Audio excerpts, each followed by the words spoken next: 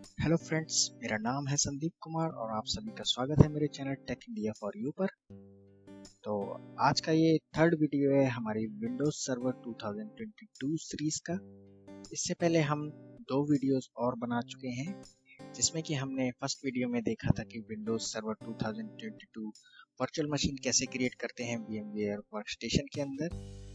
साथ ही साथ हमने नेक्स्ट वीडियो में देखा था कि हम उस सर्वर में बेसिक कॉन्फ़िगरेशन कैसे करते हैं, जिसमें कि हमने सीखा था कि स्टैटिक आईपी एड्रेस कैसे देते हैं अपने सर्वर पे, जो कि एसेंशियल रहता है। साथ ही साथ हमने सर्वर को रीनेम करना सीखा था और टाइम जोन कैसे सेट करते हैं, क्लॉक कैसे सेट करते हैं अपने टाइम जोन के अकॉर्डिंग। और हमने विंडोज सर्वर को अपडेट करना सीखा था, जो कि विंडोज अपडेट पैचेस होते हैं। तो आज के इस थर्ड वीडियो में हम सीखेंगे कि एक्टिव डायरेक्टरी क्या होता है, एक्टिव डायरेक्टरी का बेनिफिट क्या होता है सर्वर एनवायरनमेंट के अंदर, क्यों एक्टिव डायरेक्टरी क्रिएट करते हैं और एक्टिव डायरेक्टरी किन किन कंपोनेंट से मिलकर बनी होती है। तो बेसिक इंट्रोडक्शन हम जानेंगे एक्टिव डायरेक्टरी का, ये क्यों इम्पोर्टेंट रोल है हमारे सर्वर इंफ्रास्ट्रक्चर के अंदर। तो आज का वीडियो स्टार्ट करने से पहले आप सभी से मेरी रिक्वेस्ट है कि जिन्होंने अभी तक मेरा चैनल सब्सक्राइब नहीं किया, मेरा चैनल सब्सक्राइब कर सकते हैं। वीडियोस को शेयर कीजिए ज़्यादा से ज़्यादा। आपको कोई प्रॉब्लम आती है तो कमेंट भी कर सकते हैं कमेंट सेक्शन में। साथ ही साथ जो नए व्यूअर्स मेरे चैनल पे फर्स्ट टाइम विजिट किए हैं, वो लास्ट वीडियोस जो कि फर्स्ट वीडियो और सेकंड वीडियो हमने बना रखा है, उनका लिंक आपको टॉप राइट कॉर्नर पर आई बटन पे मिल जाएगा, आप जाके वो वीडियोस देख सकते हैं। चलिए आज का वीडियो स्टार्ट करते हैं। तो सबसे पहले एक्टिव डायरेक्टरी क्या होता है इसके बारे में जान लेते हैं। जैसे कि आप स्क्रीन पे मेरी देख रहे हैं, डेफिनेशन मैंने दे रखी है। आप इन सभी नोट्स को सेव करना चाहते हैं तो वीडियो पॉज करके स्क्रीनशॉट सेव कर सकते हैं, जो आपको इंटरव्यू के टाइम पे थ्योरी एक्सप्लेन करने में काम आएगा, या कभी भी आप इन थ्योरेटिकल क्वेश्चंस या बेसिक कॉन्सेप्ट को रिवाइज कर सकते हैं इंटरव्यू में अपीयर होने से पहले। चलिए हम जान लेते हैं कि एक्टिव डायरेक्टरी क्या होती है। जैसे कि स्क्रीन पे आप देख रहे हैं, इसको रीड कर सकते हैं। एक्टिव डायरेक्टरी को हम ADB बोलते हैं। ये माइक्रोसॉफ्ट की टेक्नोलॉजी है जो कि डायरेक्टरी सर्विस के नाम से जानी जाती है, जिसको कि हम एक्टिव डायरेक्टरी बोलते हैं। इसको एक्टिव डायरेक्टरी डोमेन सर्विसेज भी बोलते हैं, ADDS भी बोलते हैं। It runs on Windows server and enable administrators manage permission access network resources in a centralized manner. और ये विंडोज सर्वर पर रन करती है। साथ ही साथ एक्टिव डायरेक्टरी के थ्रू एडमिनिस्ट्रेटर को प्रिविलेज मिलती है कि वो अपने नेटवर्क को या अपने विंडोज एनवायरनमेंट को मैनेज कर सकें, परमिशन दे सकें एक्सेस की यूजर्स के लिए जो भी उस एनवायरनमेंट का पार्ट हैं या डोमेन सर्विसेज को यूज करना चाहते हैं या पार्ट बनना चाहते हैं डोमेन का। तो एडमिनिस्ट्रेटर को एक सेंट्रलाइज लोकेशन से ये सारी चीजें मैनेज करने के लिए अथॉरिटी प्रोवाइड होती है, एक प्रिविलेज मिलती है, जो कि सभी रिसोर्सेज को एक सेंट्रलाइज मैनर में एक ही जगह से एडमिनिस्ट्रेटर कर पाता है, एडमिनिस्ट्रेटर और मैनेज कर पाता है। तो ये खासियत है हमारे एक्टिव डायरेक्टरी डोमेन सर्विसेज की। एक्टिव डायरेक्टरी क्या होता है? It is A primary feature of Windows server. Windows server का ये प्राइमरी फीचर है और ये बहुत वास्ट फीचर है। इसी के थ्रू सारे रोल्स काम करते हैं एक सर्वर एनवायरनमेंट में, विंडोज सर्वर में। Active directory was initially released with Windows server 2000। ये विंडोज ने 2000 सर्वर एडिशन के साथ ही लॉन्च की थी और इसके बाद इसके कई वर्जन्स आए, जैसे कि सर्वर 2003 सर्वर आया, 2008 सर्वर आया। 2008 सर्वर के बाद से कुछ एडिशनल फीचर ऐड हुए जो अभी तक के वर्जन्स में ऐड होते हुए आ रहे हैं। 2008 के बाद आया 2008 R2, फिर 2012 सर्वर आया, 16 आया, 16 के बाद 19 आया, अभी जो लेटेस्ट आप देख रहे हैं जो कि हम पढ़ रहे हैं 2022 सर्वर। तो ये एक पूरी फैमिली है विंडोज सर्वर एडिशंस की, जो कि अभी तक अपग्रेड होती हुई आई है अलग अलग वर्जन्स में। तो बेसिक नॉलेज सेम रहती है। जिसने भी कभी ओल्ड सर्वर पे काम किया है, ओल्ड सर्वर एडिशंस पे, जैसे कि मैंने आपको बताया जो कौन कौन से सर्वर होते हैं, तो वो कोर बेसिक नॉलेज वही रहती है, बेस वही रहता है। बस कुछ एडिशनल चेंजेस या फीचर्स में चेंज आए होते हैं, जिनके बारे में हम अपनी इस सर्वर प्लेलिस्ट में जानेंगे। तो आगे के फीचर हम जान लेते हैं। Active directory store data as a object. Active directory क्या है? एक डेटाबेस है जिसमें कि डेटा स्टोर रहता है ऑब्जेक्ट्स की फॉर्म में। ऑब्जेक्ट्स क्या होते हैं? An object is a single element such as a user, group, application और device such as computers, printer etcetera. Active directory क्या करती है? डेटा स्टोर करती है अपने अंदर ऑब्जेक्ट्स की फॉर्म में। और ऑब्जेक्ट्स क्या होते हैं एक्टिव डायरेक्टरी के अंदर? इनको क्या आप समझ सकते हैं, अलग अलग एलिमेंट्स एक्टिव डायरेक्टरी के अंदर जो कि ऑब्जेक्ट्स कहलाते हैं। और ऑब्जेक्ट्स यहाँ पे डिफाइन किया गया है यूजर्स जो हम क्रिएट करते हैं और उन यूजर्स को ग्रुप में मैनेज कर सकते हैं। एप्लीकेशन जो भी हमारे डोमेन सर्विसेज के अंतर्गत हम मैनेज करते हैं, या फिर कोई भी इक्विपमेंट्स जैसे कि डिवाइसेस, मोबाइल डिवाइसेस जैसे कि laptop, tablets, iPads, printers, scanners या जितनी भी हमारी इलेक्ट्रॉनिक डिवाइसेस हैं जो आईटी इंफ्रास्ट्रक्चर के अंदर यूज करते हैं, उनको हम मैनेज कर सकते हैं एक्टिव डायरेक्टरी सर्विसेज में और उनको एक ऑब्जेक्ट के रूप में देखा जाता है। तो आशा करता हूँ आपको ये डेफिनेशन समझ में आई होगी। चलिए आगे बढ़ते हैं। तो एक्टिव डायरेक्टरी के बेनिफिट्स क्या होते हैं? Benefits of active directory. तो फर्स्ट बेनिफिट है हमारा कि ये हायरार्कल ऑर्गेनाइजेशनल स्ट्रक्चर होती है। It support multi master authentication and multi master replication. और ये एक single point of access to network resources है, यानी कि एक्टिव डायरेक्टरी के थ्रू हम सेंट्रलाइज लोकेशन से अपने सभी रिसोर्सेज को नेटवर्क के अंदर मैनेज कर सकते हैं। और एक्टिव डायरेक्टरी के थ्रू हम क्या कर सकते हैं? Ability to create a trust relationship with external network running versions of active directory and Unix, यानी कि कुछ प्रीवियस वर्जन भी जो हमारे एक्टिव डायरेक्टरी नेटवर्क में या एनवायरनमेंट में रन कर रहे होते हैं, जैसे कि मैंने आपको प्रीवियस वर्जन्स के कुछ नेम बताए थे अभी, जैसे कि 2008 सर्वर, 2012 सर्वर या 16 या 19। अगर हमारे फॉरेस्ट के अंदर प्रीवियस सर्वर्स ऑलरेडी हैं और अभी हमने लेटेस्ट सर्वर भी अपग्रेड किया है जो 2022 है, तो हम पुराने वर्जन्स के सर्वर्स को भी सपोर्ट कर सकते हैं और मैनेज कर सकते हैं नए सर्वर्स के साथ। एक्टिव डायरेक्टरी इस फीचर को भी सपोर्ट करता है। साथ ही साथ लिनक्स बेस्ड या यूनिक्स बेस्ड जो भी इंफ्रास्ट्रक्चर है उसको भी हम एक्टिव डायरेक्टरी के साथ इंटीग्रेट कर सकते हैं या मैनेज कर सकते हैं। तो ये कैसे होता है? एक्टिव डायरेक्टरी एक ट्रस्ट रिलेशनशिप क्रिएट करता है जो कि अदर नेटवर्क के साथ हम ट्रस्ट बनाते हैं। और ये हम सारी चीजें एक्टिव डायरेक्टरी की मैंने आपको जो डेफिनेशंस, जो बेसिक्स, जो बेनिफिट्स अभी तक बताए, ये हम प्रैक्टिकल करके जानेंगे अपने आज के वीडियो में। और ये सीरीज कंटिन्यू रहेगी आगे भी नेक्स्ट वीडियो में, क्योंकि काफी बड़ा टॉपिक है एक ही वीडियो में, ये काफी लंबा हो जाएगा, तो मैंने इसको स्ट्रक्चरल वे में डिवाइड कर दिया है मल्टीपल वीडियो। तो आज का ये हमारा थर्ड वीडियो है। तो जैसे कि मैंने आपको बताया हायरार्किकल ऑर्गेनाइजेशन स्ट्रक्चर है। इसका मतलब है कि जो एक्टिव डायरेक्टरी है वो एक हायरार्किकल स्ट्रक्चर में डिवाइडेड है, जो कि एक हायरार्की फॉलो करता है। जैसे कि अभी आप देखेंगे कि एक्टिव डायरेक्टरी नेटवर्क जब हम क्रिएट करते हैं, यानी कि फर्स्ट सर्वर जब हम बिल्ड करते हैं, तो वो हमारा सर्वर हमारे ऑफिस में या कंपनी में जो भी हम बिल्ड करते हैं वो एक सेपरेट लोकेशन पे हमको मैनेज करते हैं, जाकर के वहाँ पे वो क्रिएट करते हैं। तो हमारे ऑफिसेज या कंपनी की ब्रांचेस मल्टीपल लोकेशन पे हो सकती हैं, इंटर स्टेट लेवल पे, यानी कई अलग अलग स्टेट्स में हो सकती हैं, अलग अलग सिटीज में हो सकती हैं, या आउट ऑफ कंट्री भी हो सकती। तो ज्योग्राफिकली वाइज हमें जो अलग अलग सर्वर या अलग अलग ब्रांचेस अपनी कंपनी की क्रिएट करना पड़ती हैं, तो वो अलग अलग ब्रांचेस कहलाते हैं ट्रीज। और एक कंपनी के डोमेन के अंदर है, तो वो एक डोमेन के अंदर जितनी भी ब्रांचेस आई तो ब्रांचेस हो गए ट्रीज, यानी जो लोकेशंस हो गए ज्योग्राफिकली वाइज वो हो गए हमारे ट्रीज। और उन ट्रीज को हम एक ही डोमेन के अंदर हम उनको मैनेज करेंगे, यानी एक कंपनी के अंदर आएंगे, एक डोमेन के अंदर आएंगे, तो वो डोमेन हो जाएगा हमारा डोमेन। और उस डोमेन के अंदर जो हमारा डोमेन, साथ ही साथ हमारा जो ट्रीज हो गए, जो ब्रांचेस हो गई, उन सभी को हम एक फॉरेस्ट का पार्ट मानेंगे, ये यानी कि वो हो गया एक फॉरेस्ट।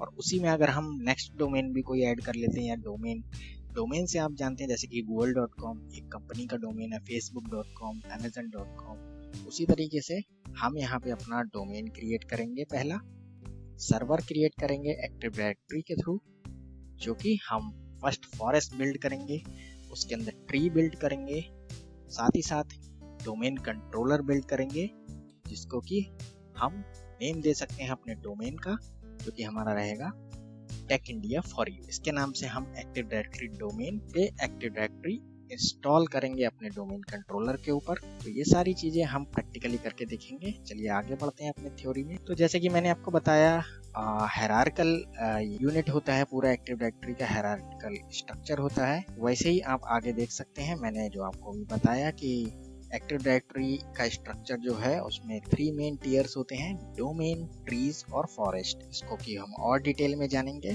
चलिए पिछले हम पॉइंट्स को थोड़ा सा और क्लियर कर लेते हैं। सेकंड पॉइंट है हमारा, it support multi master authentication and multi master replication. इसका मतलब ये है कि जब हम अपने एनवायरनमेंट में पहला सर्वर क्रिएट करते हैं जो कि डोमेन कंट्रोलर कहलाता है, उसको प्रमोट करते हैं एज ए डोमेन कंट्रोलर, तो उसके लिए हमें एक्टिव डायरेक्टरी उस सर्वर पे इंस्टॉल करना पड़ती है। इंस्टॉल करने के बाद जब हम एडिशनल सर्वर ऐड करते हैं, यानी एडिशनल डोमेन कंट्रोलर बनाते हैं, तो उन सर्वर्स के अंदर आपस में डेटा आदान प्रदान होता है, यानी डेटा सिंक्रोनाइज होता है, जो कि रेप्लिकेशन कहलाता है। और साथ ही साथ जब हमारे रिसोर्सेज यानी कि अदर ऑब्जेक्ट, मैंने बताया डिवाइसेस, यूजर्स, एप्लीकेशन, इनको जब हम एक्सेस देते हैं एक्टिव डायरेक्टरी के ऊपर, तो आपस में सिस्टम्स के बीच में और सर्वर्स के बीच में जो डेटा फ्लो होता है, तो वो डेटा रिक्वेस्ट के रूप में किसी भी डिवाइसेस से गया या किसी यूजर के थ्रू गया, तो वो ऑथेंटिकेट होता है और आपस में रेप्लिकेट होता है। तो ये multi master authentication and multi master replication कहलाता है, जो कि क्लाइंट एंड से रिक्वेस्ट जाती है और सर्वर तक जाती है, और within network server to server जाती है, उस सर्वर के रोल और प्रिविलेज के अकॉर्डिंग कि कहाँ से रिक्वेस्ट आई और कहाँ पे जाके वो ऑथेंटिकेट होगी, रेप्लिकेट होगी, और उसके बाद आउटपुट वापस रिवर्स ऑर्डर में जाएगा उसी सीक्वेंस में। तो ये सारा हमारे नेटवर्क के अंदर होता है, जो कि मल्टीपल डिवाइस में होता है फिजिकली, और नेटवर्क के अंदर मल्टीपल सर्वर्स या रोल्स के थ्रू ये ऑथेंटिकेशन और रेप्लिकेशन होता है। रेप्लिकेशन से आप समझ सकते हैं कि जो सिंक्रोनाइजेशन होता है डेटा का, जो कि सर्वर्स में भी होता है और डिवाइसेस के बीच में भी होता है। ऑथेंटिकेशन आप समझ सकते हैं कि एक उदाहरण के तौर पे आप समझ सकते हैं, जैसे कि मैंने कोई एक क्लाइंट बनाया, उसको सर्वर पे परमिशन दे दी एक्सेस करने की। अब वो कोई सर्विस उस सर्वर से एक्सेस कर रहा है, या कोई एप्लीकेशन एक्सेस कर रहा है, या सपोज कीजिए कोई डेटा एक्सेस कर रहा है जो कि सर्वर पे रखा हुआ है, तो जब तक हम उस यूजर को परमिशन नहीं दे देंगे या वो यूजर अकाउंट हमारे डोमेन कंट्रोलर पे क्रिएट नहीं करेंगे और उसको ऑथराइज नहीं करेंगे, तो जब वो लॉगिन करने की कोशिश करेगा तो सबसे पहले ऑथेंटिकेशन, उसको वेरिफिकेशन करना पड़ेगा, यानी ऑथेंटिकेशन उसका वेरीफाई होगा कि वो ऑथेंटिक है कि नहीं एक्सेस करने के लिए। जब एक्सेस उसको प्रोवाइड हो जाएगा, उसके बाद वो डेटा एक्सेस कर पाएगा, जो कि रेप्लिकेशन होगा उसका। तो पहले ऑथेंटिकेट हुआ, फिर रेप्लिकेट हुआ डेटा। इस तरीके से ये एक्टिव डायरेक्टरी का ये बेनिफिट है, यानी मल्टी मास्टर ऑथेंटिकेशन प्रोवाइड करता है और मल्टी मास्टर रेप्लिकेशन। और क्योंकि सर्वर हम पढ़ रहे हैं और हम यहाँ पे मल्टीपल सर्वर की बात कर रहे हैं, यानी एक सर्वर अगर हमारा किसी कारण से बंद भी हो जाता है, तो मल्टी मास्टर ऑथेंटिकेशन और रेप्लिकेशन का काम रुकना नहीं चाहिए, और वो हमारा रोल हम दूसरे सर्वर्स के थ्रू करा सकते हैं। यानी एक सर्वर अगर हमारा डाउन भी हो जाए तो दूसरे सर्वर के थ्रू ये प्रोसेस जारी रहता है, नेटवर्क हॉल्ट नहीं होने पाता है किसी भी वजह से, क्योंकि हम बैकअप सर्वर क्रिएट करके पहले से रखते हैं। कोई भी डिजास्टर अगर हो गया हमारे नेटवर्क में, डिजास्टर रिकवरी के लिए ये सारी टेक्नोलॉजी के बारे में हम जानेंगे। तो ये एडिशनल फीचर है हमारा एक्टिव डायरेक्टरी का, multi master authentication and multi master replication. तो मैंने ये आपको जितने भी उदाहरण दिए अभी, ऑथेंटिकेशन और मल्टी मास्टर रेप्लिकेशन, ये क्लाइंट प्लस सर्वर से रिलेटेड है, जो अभी हम प्रैक्टिकल करके भी आगे देखेंगे अपने वीडियोज में। तो थर्ड पॉइंट है इस single point of access to network resources, यानी जैसे मैंने आपको बताया, एडमिनिस्ट्रेटर्स हमारे जो भी नेटवर्क में होते हैं, वो सभी सर्वर्स को एक ही सेंट्रलाइज लोकेशन से मैनेज कर सकते हैं अपने सभी रिसोर्सेज को, चाहे वो क्लाइंट एंड पे हुआ चाहे वो सर्वर एंड पे हुआ, एक ही जगह से मैनेज सेंट्रलाइज रूप में कर सकते हैं हम किसी भी लोकेशन पे बैठ के, अपने ही नेटवर्क में, यानी कि अपने ही फॉरेस्ट में बैठ के हम डिफरेंट डोमेन और साथ ही साथ हम फुल रिसोर्सेज को मैनेज कर सकते हैं सिंगल पॉइंट ऑफ एक्सेस के थ्रू। लास्ट पॉइंट है ability to create trust relationship with external network running previous version of active directory and Unix.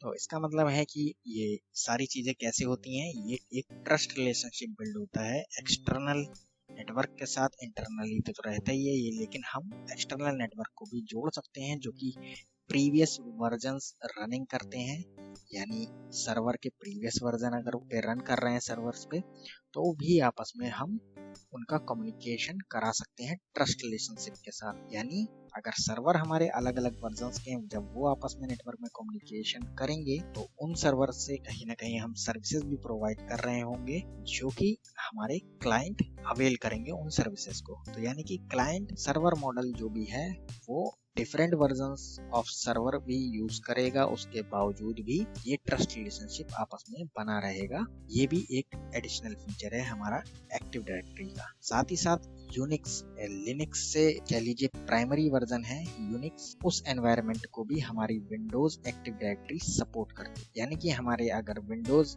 Server environment में डिफरेंट वर्जन हैं सर्वर के, जो कि मैंने बताया, जैसे कि 2008 सर्वर हो गया, 2012 हो गया, 19 हो गया, 16 हो गया या 2022 हो गया, इन सब के बीच में ट्रस्ट रिलेशनशिप बन सकता है। साथ ही साथ अगर हमारे एनवायरनमेंट में यूनिक्स सर्वर है या लिनक्स सर्वर है, उन पे भी हम कम्युनिकेशन कर सकते हैं, यानी एक ट्रस्ट रिलेशनशिप के थ्रू ये सारा काम पॉसिबल है। चलिए आगे बढ़ते हैं। तो जैसे कि मैंने आपको बताया, हायरार्किकल स्ट्रक्चर होता है हमारे एक्टिव डायरेक्टरी का, जो कि इन 3 ब्रॉड टियर्स में डिवाइडेड है। पहला मैंने बताया आपको फॉरेस्ट, दूसरा होता है ट्रीज और तीसरा होता है डोमेन। तो सबसे पहले जब हम अपना इंफ्रास्ट्रक्चर बिल्ड करते हैं, पहला सर्वर क्रिएट करते हैं, तो उस पे सर्वर क्रिएट करने के बाद एक्टिव डायरेक्टरी का रोल इंस्टॉल करते हैं। एक्टिव डायरेक्टरी का रोल इंस्टॉल करते टाइम जब हमसे पूछा जाता है ये सारी इंफॉर्मेशन कि आप फर्स्ट फॉरेस्ट बिल्ड कर रहे हैं या एग्जिस्टिंग फॉरेस्ट ऑलरेडी है आपका, उसके अंदर नया डोमेन क्रिएट कर रहे हैं या नया सर्वर क्रिएट कर रहे हैं, ये सारी जानकारी हमारे सामने आती है जब भी हम एक सर्वर बिल्ड करते हैं। तो अपने नीड के अकॉर्डिंग हमें वो ऑप्शन चुनने होते हैं और ये सारी चीजें हम परफॉर्म करते हैं प्रैक्टिकली, जो कि हम आगे अभी देखेंगे। तो what is a forest, theoretically हम पढ़ लेते हैं। फॉरेस्ट क्या होता है? Forest is a group of multiple trees, it is a complete instance of active directory, each forest act as a top level container. जैसे कि मैंने बताया आपको, फॉरेस्ट सबसे पहले बनता है, फिर उसके अंदर ट्रीज बनते हैं। फॉरेस्ट क्या होता है, सपोज कीजिए, मैं अभी आपको सारा कुछ डायग्राम के थ्रू भी समझाऊंगा, अभी बस आप समझ लीजिए कि फॉरेस्ट टॉप लेवल कंटेनर होता है, यानी फॉरेस्ट के अंदर कंटेनर है जिसके अंदर बाकी के सब कंटेनर्स आएंगे। जैसे कि ट्रीज क्या हो गई, हमारी लोकेशंस हो गई। जैसे कि सपोज कीजिए हमारी कंपनी है, हमारी कंपनी का हेड ऑफिस सपोज कीजिए दिल्ली में है और उसकी दूसरी ब्रांच है हमारी लखनऊ में, सपोज कीजिए उसकी तीसरी ब्रांच है हमारी मुंबई। तो हेड ऑफिस हो गया दिल्ली में, उसकी सब यूनिट हमारा दूसरी ब्रांच हो गई लखनऊ में और तीसरा ऑफिस हो गया हमारा मुंबई। तो ये सारी लोकेशंस जो हैं वो आपस में किस नाम से बुलाई जाएंगी? ट्रीज की तरह हैं, और ये सारे एक कंपनी को रिप्रेजेंट करते हैं, यानी एक कंपनी का पार्ट है। तो वो कंपनी हो गई हमारी फॉरेस्ट। और फिर उन ट्रीज के अंदर यानी उन लोकेशन पे जो कि एक डोमेन से के अंतर्गत वो सारी चीजें आएंगी, उस डोमेन को हमें परचेज करना पड़ता है अगर हम इंटरनेट पे ये सारा काम कर रहे हैं, यानी कि हमारा डेटा इंटरनेट के थ्रू फ्लो होगा इन सभी लोकेशंस पे, जो कि बिना इंटरनेट के पॉसिबल भी नहीं है। तो हमें एक डोमेन रजिस्टर कराना पड़ता है, हमें ये डोमेन नेम परचेज करना पड़ता है, जिसके थ्रू हम अपने सर्वर को रजिस्टर करते हैं और अपने डोमेन कंट्रोलर क्रिएट करते हैं उसी नाम से, और आपस में इन सभी सर्वर्स में कम्युनिकेशन या ट्रस्ट बिल्ड करते हैं ताकि हम कनेक्टिविटी और एक्सेस प्रोवाइड कर सकें अपने इन सर्वर्स पे। ये तो हो गया फॉरेस्ट के बारे में। ट्रीज मैंने आपको बताया, डेफिनेशन पढ़ सकते हैं आप यहाँ से। Trees are the collection of one or more domain grouped together in hierarchical structure. तो जैसे कि मैंने बताया आपको कि एक डोमेन का एग्जांपल देके मल्टीपल डोमेन्स भी हम बना सकते हैं या सब डोमेन्स भी क्रिएट कर सकते हैं। और ट्रीज मैंने आपको बताया कि लोकेशन, यानी एक लोकेशन के अंदर हम एक या एक से ज्यादा डोमेन भी बना सकते हैं। ये हमारी कंपनी के ऊपर डिपेंड करता है, कंपनी की नीड और रिक्वायरमेंट पे डिपेंड करता है कि हमारा इंफ्रास्ट्रक्चर कैसा रहे। ये सब थियोरेटिकल कॉन्सेप्ट हैं जो कि इंटरव्यू या लॉजिकल क्वेश्चंस आपसे पूछे जाते हैं। आप एग्जैक्टली डेफिनेशन नहीं बता सकते हैं एज इट इज, लेकिन आपको लॉजिक जानना बहुत जरूरी है, क्योंकि वो बेसिक कॉन्सेप्ट आपको प्रूव करेगा कि आपको बेसिक कॉन्सेप्ट पता है, जो कि बहुत ज़रूरी है अगर आप as a administrator role perform करेंगे किसी कंपनी में, या आप जॉब वैकेंसी के लिए इंटरव्यू देने जा रहे हैं। तो जो आपका इंटरव्यूअर होगा वो आपको इसी चीज़ से जानेगा, या आपका टेस्ट लेगा, या आपको अपॉइंट करेगा उस रोल पे, वो पहले देखना चाहेगा आपको बेसिक कॉन्सेप्ट पता है। थ्योरेटिकल आप एक्सप्लेन कर सकते हैं, लॉजिकली डिफाइन कर सकते हैं, आप पिक्चर के थ्रू समझा सकते हैं, आप ड्रॉ करके समझा सकते हैं। तो मैं आपको बताऊंगा, अगर आप डेफिनेशन बता सकते हैं तो बहुत ही अच्छा, लेकिन डेफिनेशन रट के जाने से अच्छा आप उसको समझ के जाएं, तो आपके कॉन्सेप्ट समझ में आएगा और सामने वाले को भी आप एक्सप्लेन कर पाएंगे। आप हर इंटरव्यू में ये चीज़ एक्सप्लेन कर सकते हैं अगर आपको लॉजिक पता है तो लॉजिक पता होना ज़रूरी है। डेफिनेशन सेकेंडरी चीज़ है, वो आपको आती है, आपको याद है, बहुत अच्छा है, लेकिन हम डेफिनेशन भूल जाते हैं। अगर हमें कॉन्सेप्ट पता है तो हम उसको लॉजिकली एक्सप्लेन कर सकते हैं अपने वर्ड्स। तो ये हम प्रैक्टिकली भी सीखेंगे ताकि आपको समझ में आए। ट्रीज मैंने आपको बताया कि मल्टीपल डोमेन या सिंगल डोमेन जो ग्रुप टुगेदर होते हैं, एक साथ काम करते हैं हायरार्किकल स्ट्रक्चर में, ये ट्रीज कहलाते हैं। When you add a domain to a tree मैंने क्या बताया कि एक लोकेशन है जो कि हम एक डोमेन के नाम से जानेंगे। It become a child of a tree root domain, यानी कि जब एक डोमेन ऐड करेंगे किसी ट्री में, it becomes a child of the tree, यानी कि वो पहला डोमेन है, रूट डोमेन कहलाता है उस ट्री का। The domain to which child domain is attached is called the parent. पहला डोमेन क्रिएट हुआ उस ट्री के अंदर तो वो कहलाएगा पेरेंट डोमेन, यानी कि उस ट्री का वो चाइल्ड डोमेन हो गया। और अगर पहला डोमेन जो बना वो पेरेंट कहलाएगा, दूसरा डोमेन बना वो चाइल्ड डोमेन कहलाएगा, क्योंकि वो सारा काम एक ट्री के अंदर हो रहा है, यानी कि एक बिल्डिंग के अंदर हो रहा है या एक लोकेशन पे हो रहा है। आप कैसे भी समझ सकते हैं उसको, ये लॉजिकली और फिजिकली समझाया जा सकता है, जो मैं आपको भी प्रैक्टिकल करके भी दिखाऊंगा। What is domain? डोमेन जैसे कि मैंने आपको बताया कि domain is a group of object. Domain के अंदर क्या आ जाते हैं? ऑब्जेक्ट्स आ जाते हैं। ऑब्जेक्ट्स क्या हो सकते हैं? आपके यूजर्स हो सकते हैं, डिवाइसेस हो सकते हैं, नेटवर्क शेयर हो सकते हैं, जो कि सेम डेटाबेस के थ्रू आपस में एक्सेस प्रोवाइड करते हैं, common set of rules and procedure को फॉलो करते हुए ये सारा डेटा एक्सेस किया जाता है डिफरेंट यूजर्स के थ्रू, डिफरेंट ऑब्जेक्ट्स के थ्रू, जैसे कि एप्लीकेशंस, यूजर्स, ग्रुप्स। तो उनको हम एक्सेस देते हैं ऑथेंटिकेशन की, ऑथेंटिकेट होते हैं उनकी जब वो एक्सेस किए जाते हैं रिसोर्सेज एक्टिव डायरेक्टरी नेटवर्क के ऊपर। तो ये सारा काम एक डोमेन के अंदर होता है। उस डोमेन के अंदर ये सारे ऑब्जेक्ट्स डिफाइन करने पड़ते हैं जो कि सेम डेटाबेस को यूज करते हैं। वो डेटाबेस कौन सा होता है? हमारा एक्टिव डायरेक्टरी डोमेन सर्विसेज के अंदर।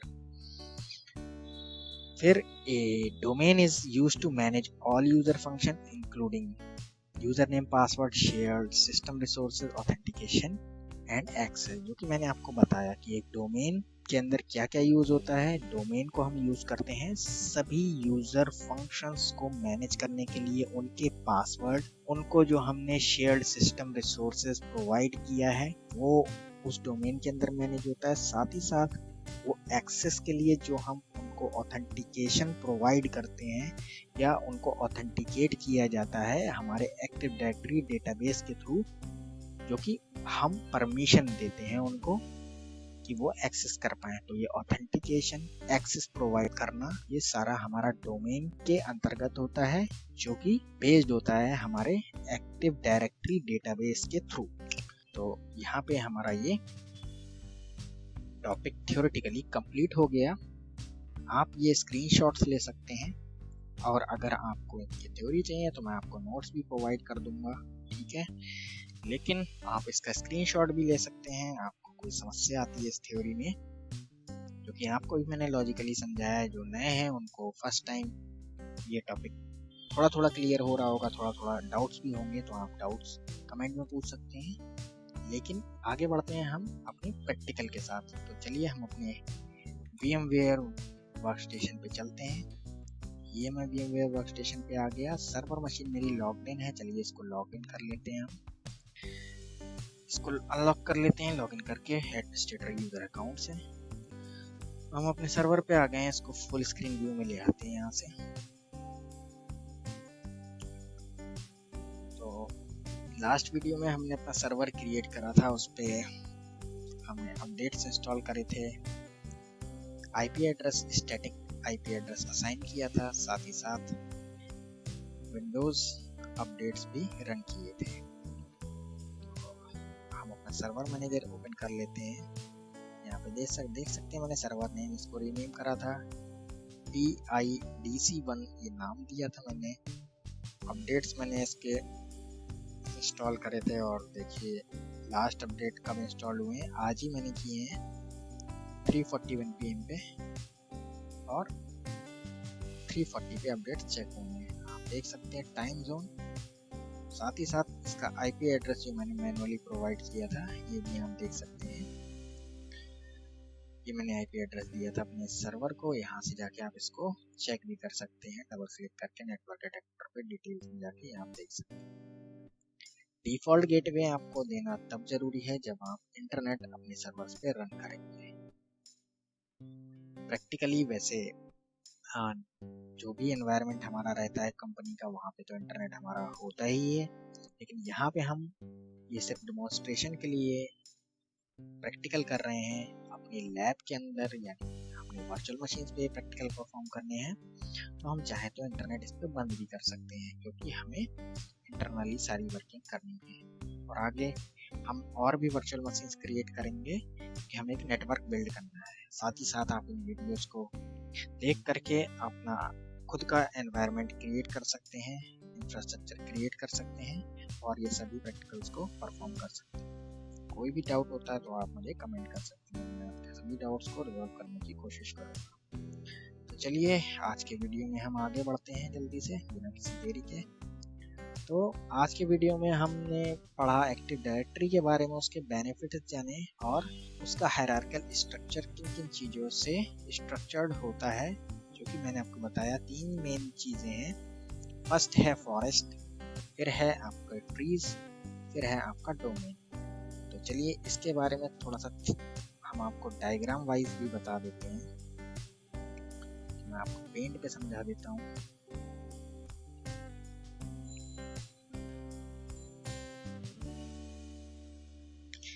थ्योरी इसलिए ज़रूरी है आपको लॉजिक समझना, क्योंकि आपको अगर लॉजिक समझ में नहीं आएगा तो प्रैक्टिकल तो आपको मैं बता दूंगा, लेकिन आप भूल जाएंगे और आपको समझ में नहीं आएगा। जैसे कि आप देख रहे हैं, मैं आपको डायग्राम की हेल्प से समझाने की कोशिश कर रहा हूँ। तो जैसे कि मैंने आपको डेफिनेशन में पढ़ाया था कि फॉरेस्ट जो होता है वो टॉप लेवल कंटेनर होता है। तो इसका मतलब है कि फॉरेस्ट जो है, जैसे कि यहाँ पे एक उदाहरण के तौर पे समझ लें कि अगर हम किसी जंगल की बात करें, जैसे कि फॉरेस्ट को जंगल ही बोलेंगे, तो जंगल के अंदर ही हमारे पेड़ होते हैं। यहाँ आप ऐसे भी समझ सकते हैं। तो ये फॉरेस्ट है हमारा, सपोज कीजिए ये फॉरेस्ट है हमारा, और इसके अंदर अभी मैं पेड़ बनाऊंगा यानी कि ट्रीज बनाऊंगा। सपोज कीजिए ये हमारे ट्रीज हैं, ये हमारी दिल्ली लोकेशन है, ये हमारी लखनऊ लोकेशन है जो कि यूपी डील करती है यहाँ से। ये हमारा पूरा स्टेट वाइज यहाँ से इंटर स्टेट मैनेज होते हैं। और ये हमारी थर्ड लोकेशन है जो कि मुंबई है। तो हमारे 3 ब्रांच ऑफिसेज हैं हमारी कंपनी के, ऐसा समझ लीजिए। तो ये हमारे सभी क्या है, ये हैं हमारे ट्रीज।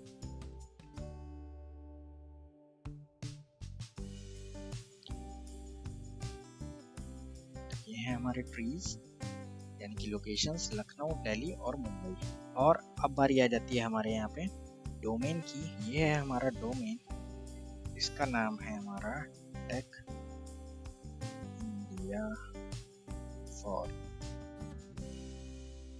ये हमारी कंपनी का नाम है और इसी नाम से सपोज कीजिए हमने एक डोमेन रजिस्टर करा रखा है। इस डोमेन से हमारे एक्टिव डायरेक्टरी नेटवर्क को जोड़ दें। तो ये हमारा एक सिंगल डोमेन हो गया। इसी के अंदर हम सब डोमेन बना सकते हैं। जैसे सपोज कीजिए मेल के लिए हम यूज करेंगे, सपोज कीजिए यहाँ पे बना देता हूँ मैं यहाँ पे। ये हमारी कंपनी का नाम हो गया और इसका पहला डोमेन जो हो गया techindia4u.in।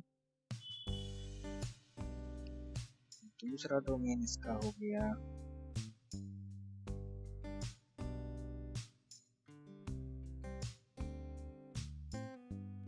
mail.tech।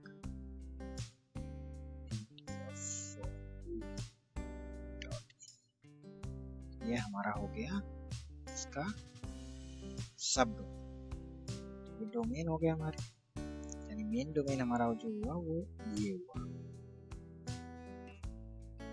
यानी ये जो हुआ हमारा ये हो गया हमारा डोमेन और ये हो गया हमारा सब डोमेन। तो इन लोकेशंस पे हमें क्या करना है, हमें यहाँ पे सर्वर बिल्ड्स करनी है। तो ये हमारा एक सर्वर हो गया, इसे हम डोमेन कंट्रोलर प्रमोट करेंगे। एक सर्वर हमारा ये हो गया, एक सर्वर हमारा ये हो गया। सबसे पहले हम किसी एक लोकेशन से स्टार्ट करेंगे। तो ये हमारी पहली लोकेशन है जिसमें कि हेड ऑफिस है हमारा। तो इसको अगर हम नाम से डिफाइन करेंगे तो ये हो जाएगा हमारा पहला डोमेन कंट्रोलर, यानी एक्टिव डायरेक्टरी डोमेन कंट्रोलर, और ये कहलाता है हमारे नेटवर्क में PDC, यानी प्राइमरी डोमेन कंट्रोलर।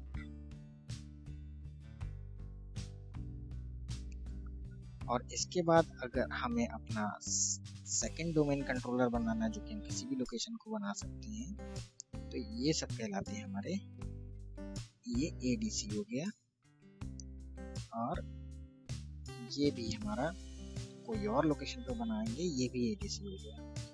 तो एक प्राइमरी डोमेन कंट्रोलर होता है, बाकी की एडिशनल डोमेन कंट्रोलर होता है, जिसको कि हम ADC या बैकअप डोमेन भी बोलते हैं। और ऐसा क्यों करते हैं, हम अपने सर्वर एनवायरनमेंट में हम मल्टीपल डोमेन कंट्रोलर बना सकते हैं या एडिशनल डोमेन कंट्रोलर भी बना सकते हैं। इसके बारे में और डिटेल में हम आगे आने वाले वीडियोस में थ्योरेटिकल और प्रैक्टिकल दोनों जानेंगे। आज के टॉपिक का हमारा मेन एजेंडा है कि एक्टिव डायरेक्टरी के बारे में जानना, थ्योरेटिकली और प्रैक्टिकली।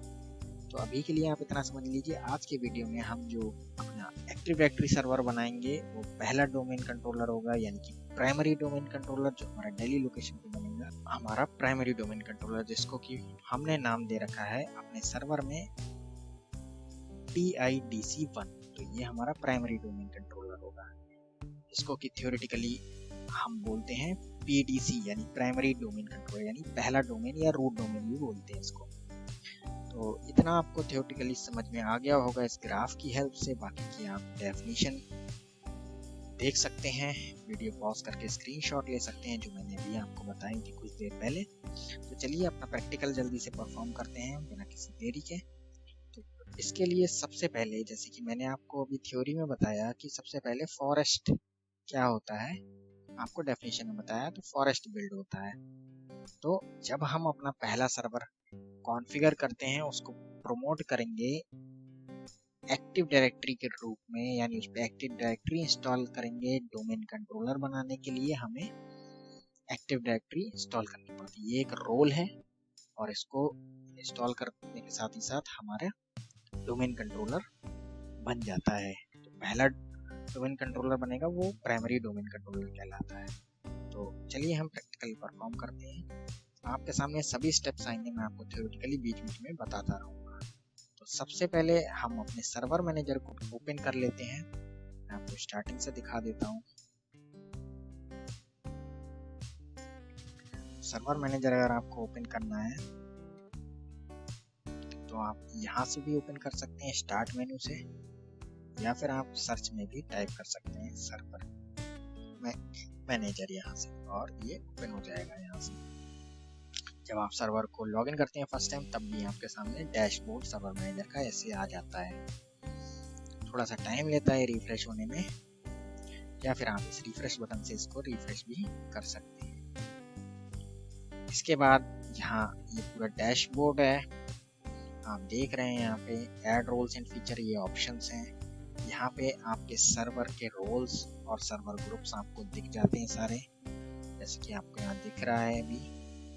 अभी हमने कोई भी रोल इंस्टॉल नहीं कर रखा है। अब हम अपना नया इंफ्रास्ट्रक्चर क्रिएट कर रहे हैं, यानी पहला domain controller, primary domain controller configure करने जा रहे हैं। तो हम अपने सर्वर मैनेजर डैशबोर्ड पे आके लोकल सर्वर ऑप्शन पे क्लिक करेंगे। लेफ्ट पेन में हमारे इस सर्वर का करंट स्टेटस दिख रहा है।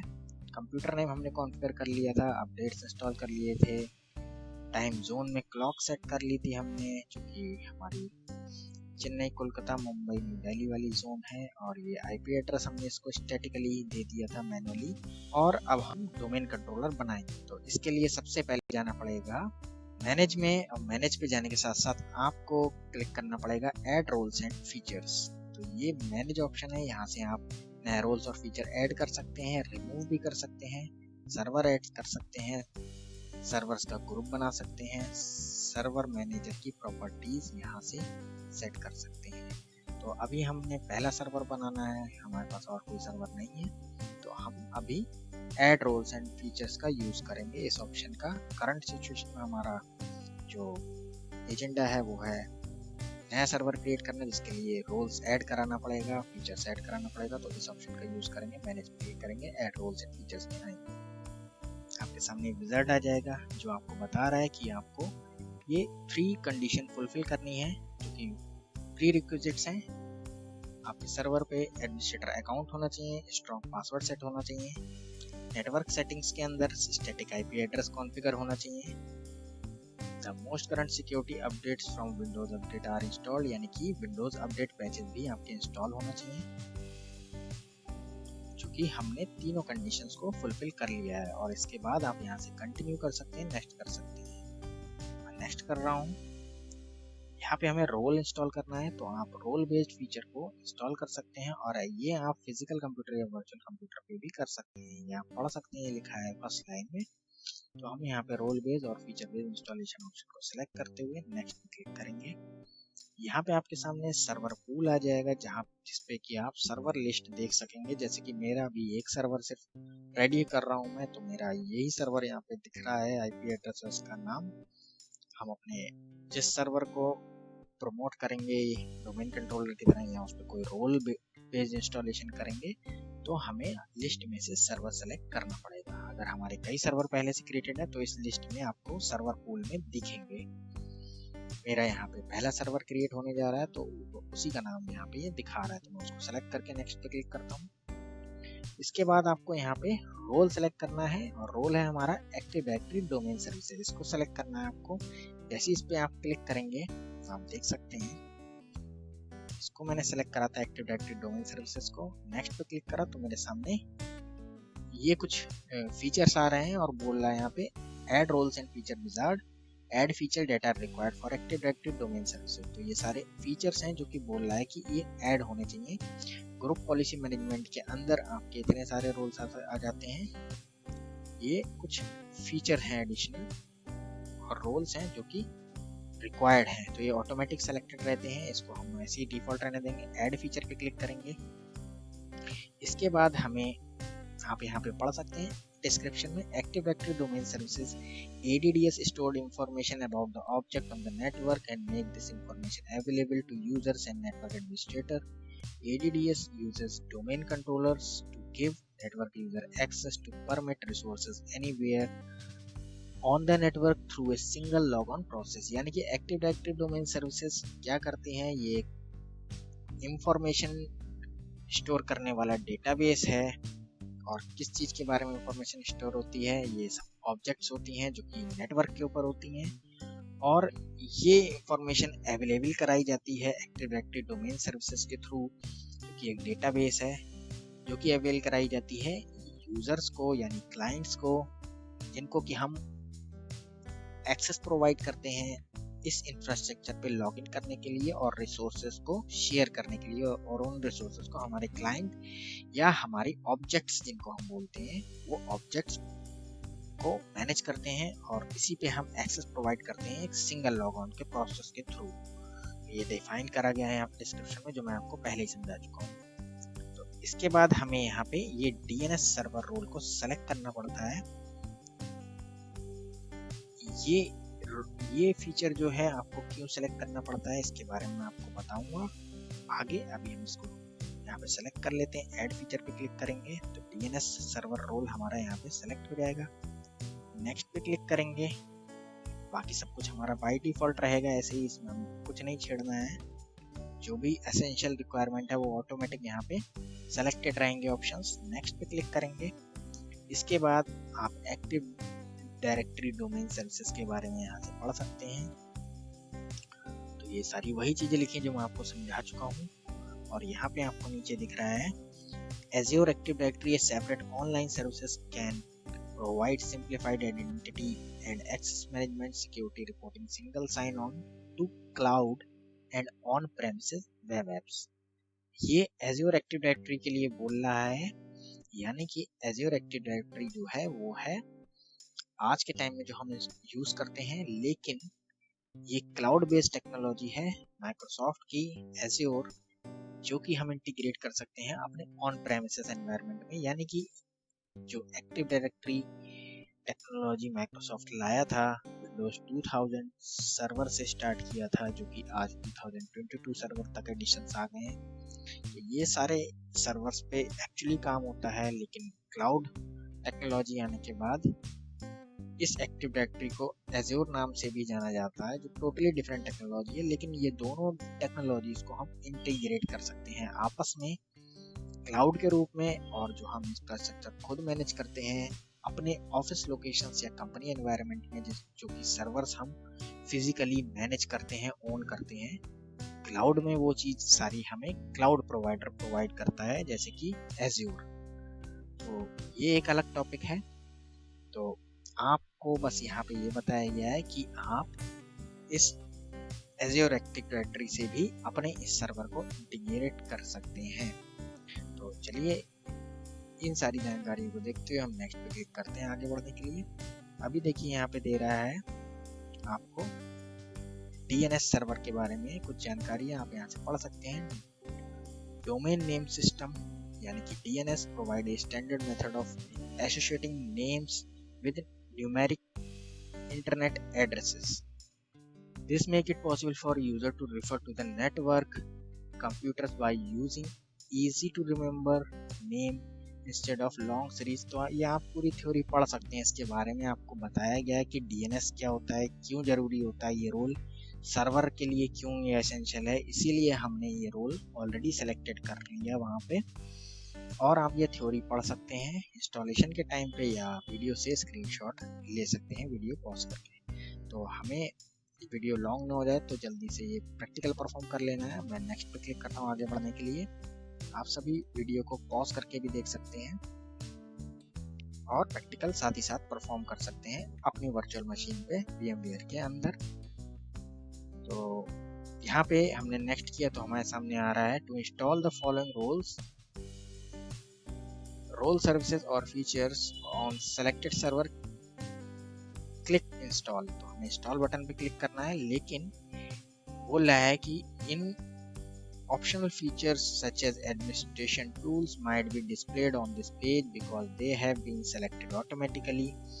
तो बहुत सारे फीचर्स जो हमने ऑलरेडी सेलेक्टेड किए हैं, कुछ बाय डिफॉल्ट सेलेक्टेड किए हुए हैं, तो इसके लिए ये डेस्टिनेशन सर्वर जो है ऑटोमेटिकली रीस्टार्ट होगा बीच बीच में।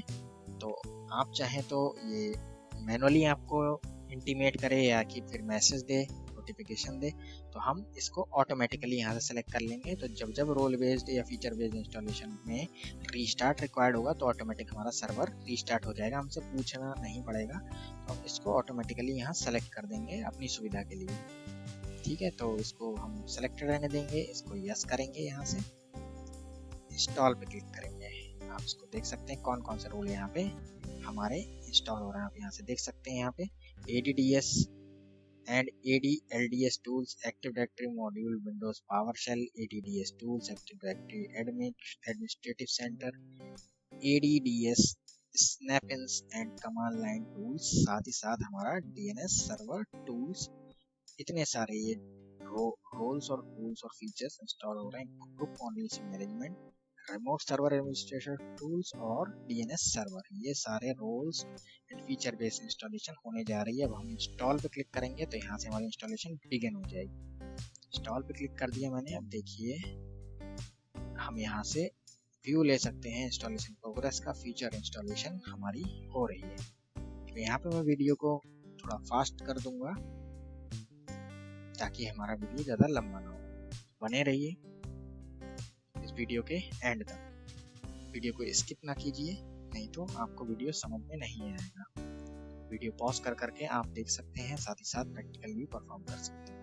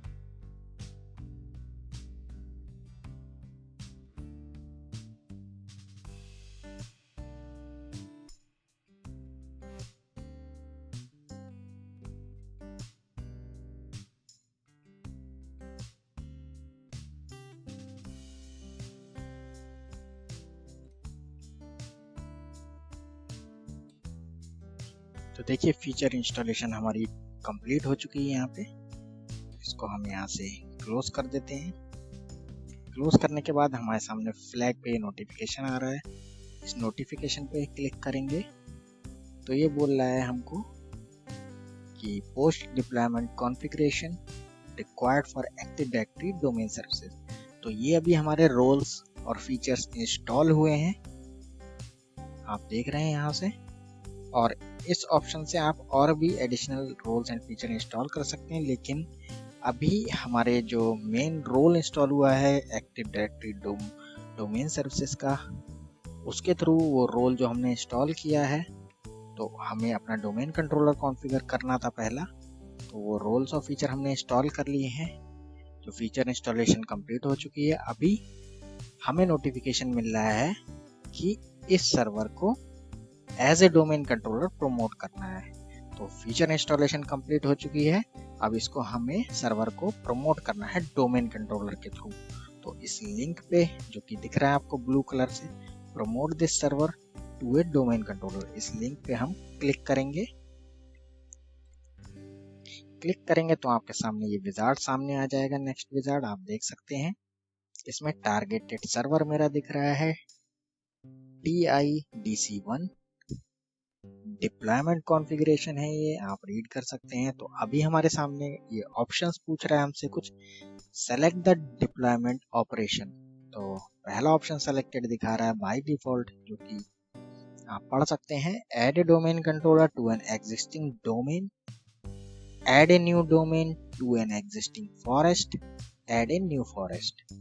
तो जब भी हम अपने किसी डोमेन कंट्रोलर पे रोल इंस्टॉल करते हैं एक्टिव डायरेक्टरी का, यानी एक्टिव डायरेक्टरी डोमेन सर्विसेज का, तो हमारे सामने ये कुछ ऑप्शंस आते हैं जो हमें अपनी नीड के अकॉर्डिंग या करंट सिचुएशन के अकॉर्डिंग सेलेक्ट करते हुए आगे प्रोसीड करना होता है।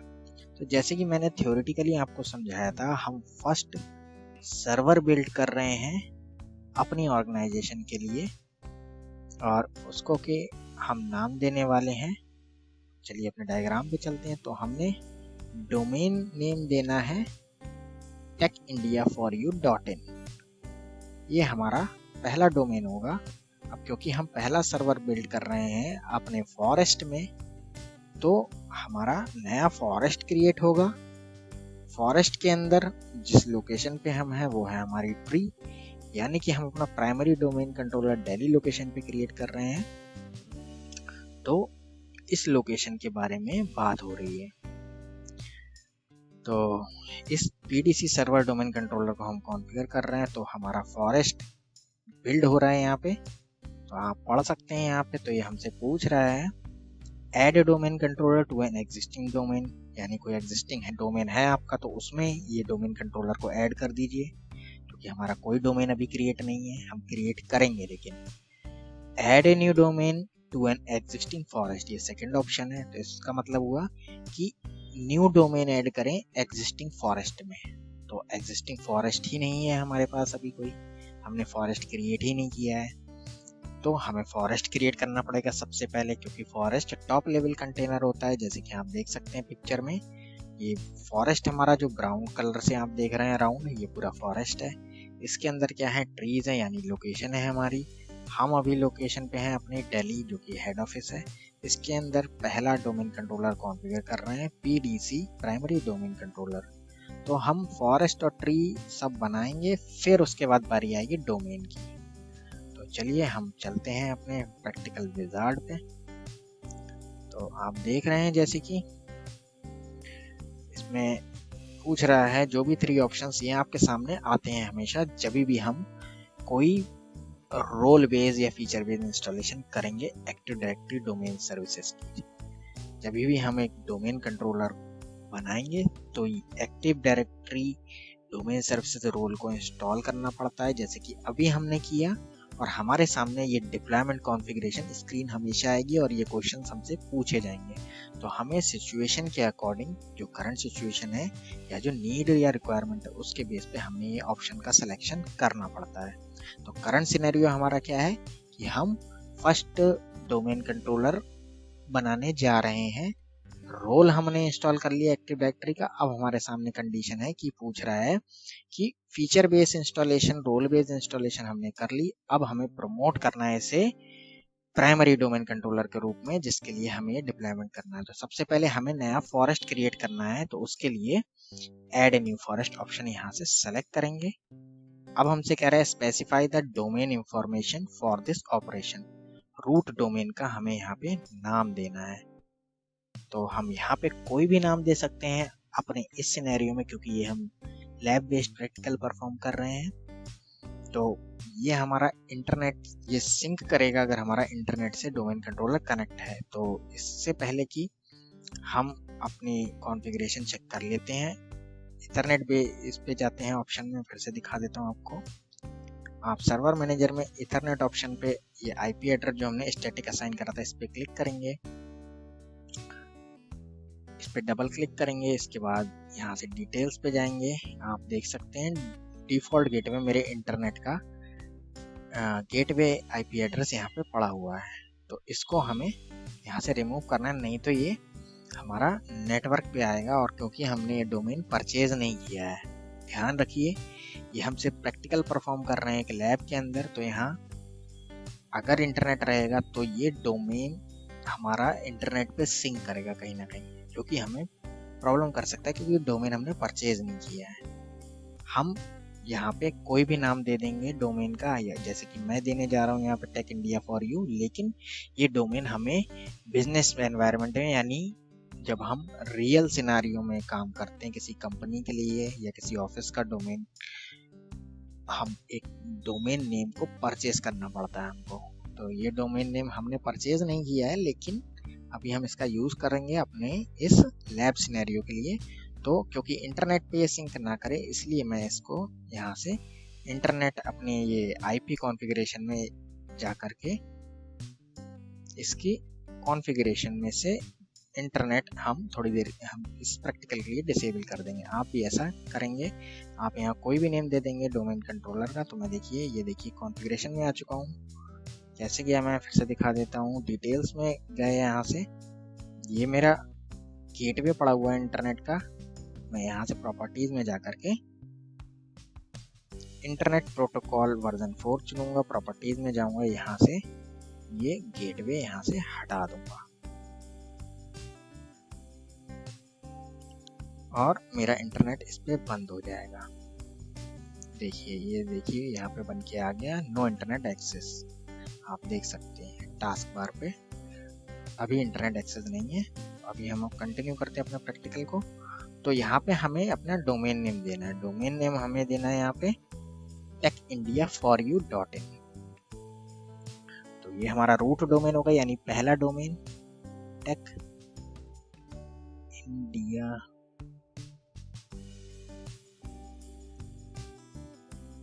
For you.